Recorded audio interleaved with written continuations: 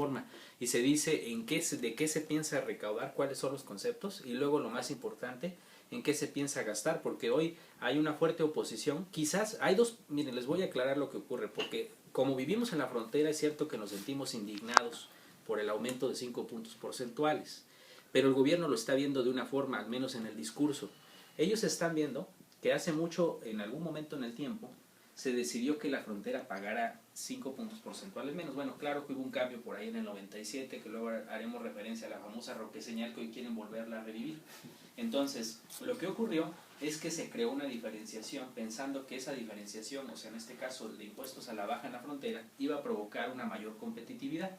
Lo que el gobierno aparentemente en estudios que no ha publicado ha encontrado es que esta competitividad nunca se obtuvo por esa vía y que entonces los únicos beneficiarios de esa reducción fueron los empresarios.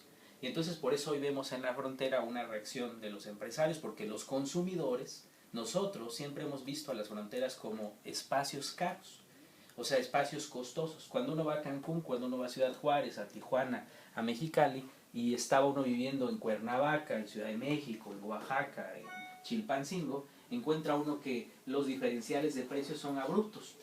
Es decir, que el costo de los alimentos, que el costo de los servicios es mucho más alto. Entonces quiere decir que la propuesta inicial del gobierno en ese sentido tiene algo de razón, es decir, el bajar de la tasa del impuesto al valor agregado en estas zonas en realidad no ayudó en mucho. Y ahora los empresarios dicen, bueno, si tú nos aumentas el impuesto al valor agregado que lo pagamos los consumidores, no los empresarios, la primera reacción de ellos es, yo voy a aumentar el precio de mis productos y servicios para poder compensar ese aumento de impuesto, lo cual es un error, es decir, es una vía más de explotación, tanto en este caso ya el Estado quiere oprimirnos, pero también los empresarios. Estoy recordando una nota que se dio hoy que en Cancún, ya los hoteleros ya están avisando a estas compañías que hacen los acuerdos, las agencias de viajes, que ya van a aumentar los precios de las tarifas, precisamente porque anticipan que el cambio es eminente. Entonces uno se pregunta como consumidor, dice, oye, ¿por qué lo vas a aumentar? Y los comerciantes ya aumentaron sus precios. Y ya los están aumentando. Oye, ¿por qué los vas a aumentar si finalmente quien está pagando el impuesto soy yo? Más bien tú tendrías que ajustar a la baja tu expectativa de rentabilidad. Tú sigues obteniendo ganancia. Espera, o sea, trata de mantener la tasa de ganancia que tienes en el mismo nivel o por lo menos reducirla sin que la pierdas, pero ellos no quieren, o sea, ellos no, ese es el tipo de negociaciones que enfrentamos entre los diferentes agentes económicos. En realidad lo que está en juego es la tasa de rentabilidad de los empresarios. Ellos en realidad no están preocupados por los consumidores en todas estas demandas que hacen. Por eso cuando se acercan con nosotros los académicos a hacer un estudio, tenemos que pedir que nos lo paguen, porque lo que ellos quieren es que justifiquemos lo injustificable, que se les cobre menos impuestos. Está bien que se les cobre menos impuestos, pero si ellos también hacen ese traslado de menor impuestos al precio de los consumidores, es decir, al que va a la tienda, al que va al supermercado, al que va al mercado, pues que le cobren menos, que tenga acceso a productos más baratos y de mayor calidad. Pero eso ellos no le quieren apostar a eso, esa es también la otra cara de este tema. A ver, dijo algo muy interesante. Ustedes como académicos, por siendo un estudio pagado, ¿justificarían lo injustificable? Hay algo muy importante ahí, es que no se puede necesariamente, pero ahí has dado el clavo y sin querer a lo mejor lo dije.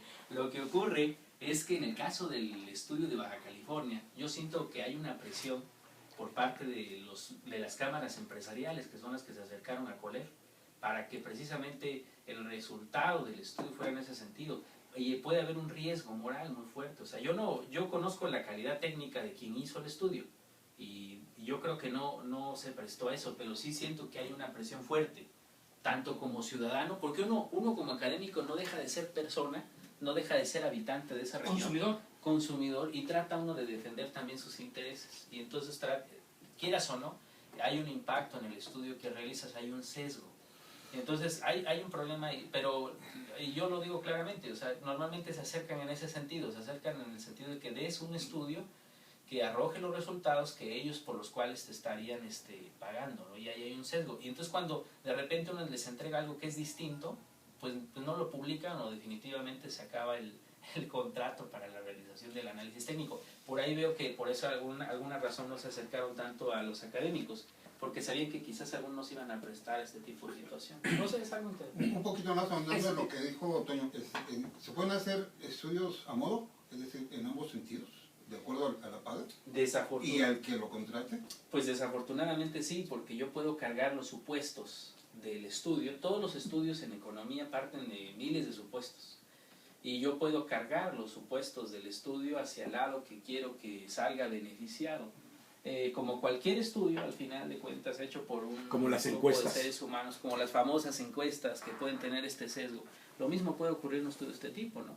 Yo puedo ser un académico, pero tengo por dentro una camiseta que me marca un sesgo hacia lo empresarial, y entonces se acercan ellos y entonces genera un documento que está acorde con las expectativas de grupos empresariales. O bien puedo ser un académico de corte marxista, post-keynesiano, que tiene más bien un sesgo hacia el Estado, a un Estado recaudador, generador de programas sociales. Entonces hago un estudio donde los supuestos me apoyen para que el resultado sea precisamente en el sentido que yo apoyo.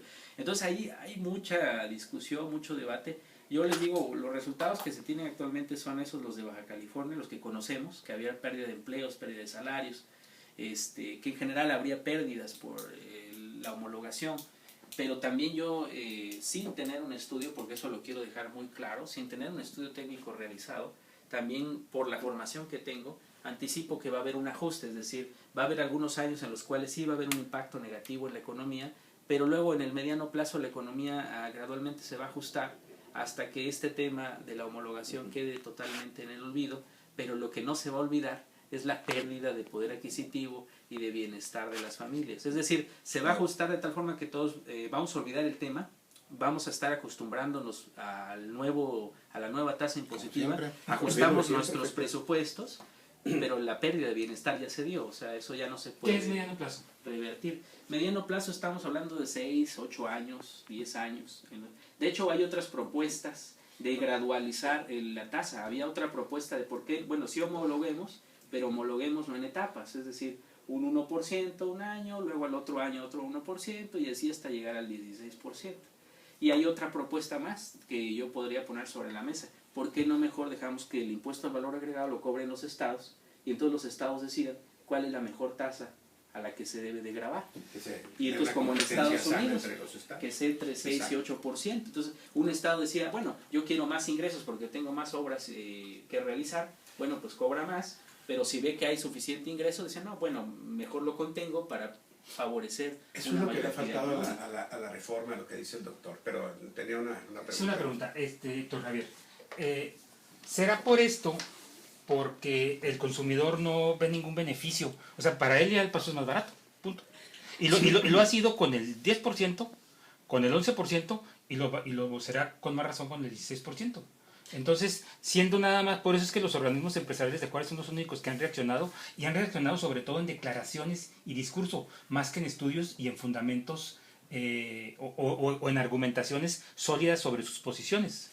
Sí, es cierto lo que acaba de decir el doctor, y en términos de competitividad, desde mi muy humilde punto de vista, el problema es que desde el centro nos han visto siempre como privilegiados, ¿no? Lo que pasa es que la situación de la frontera, pues se trata de una competitividad internacional. Nosotros aquí en otras condiciones estaríamos solamente como vamos, ¿verdad? En términos de competencia. ¿Cómo vamos a competir, verdad? Cuando nosotros estamos pagando el 16% contra Texas, que paga el 8.5 o menos porcentaje, por ejemplo, que si nos vamos al mall aquí en Nuevo México. Entonces, eso nos pone en serio riesgo. Pero yo preguntaría, y sobre todo que tenemos aquí a un experto, el doctor, que es economista, y que a mí me gustaría preguntar cuál sería realmente el daño, es decir, hasta dónde se ponen en riesgo las inversiones y el crecimiento económico de nuestra zona, esta zona donde vivimos hoy, doctor.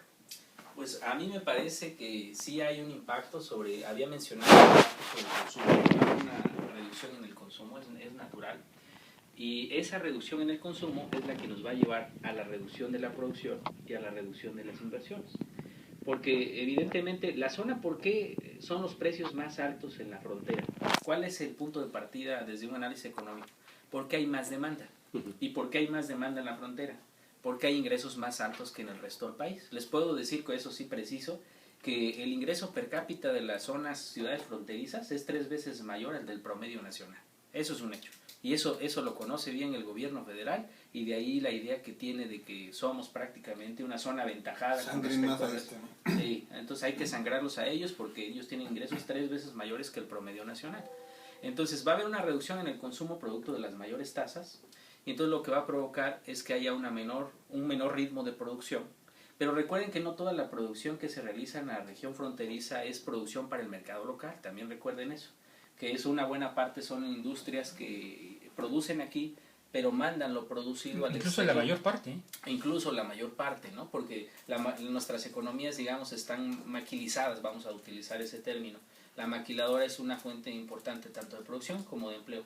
Entonces, en ese sentido parece que la reforma no va a afectar tanto porque ellos sí lograron presionar, sí lograron llevar a cabo todo el cabildeo que tenían que hacer, y entonces la reforma se viene atrás en los principios que tenía de gravarla más. La homologación parece que sí va, entonces les digo, reduce el consumo, eso va a reducir las posibilidades de venta, por tanto las posibilidades de producción, y va a reducir un poco algunas inversiones. Pero francamente yo creo que el impacto no va, me estoy otra vez arriesgando, yo creo que el impacto no va a ser tan dramático como normalmente comentan algunos en algunos espacios que he oído, que hablan como si fuera el final de la frontera norte de México. Sin embargo, perdón, no es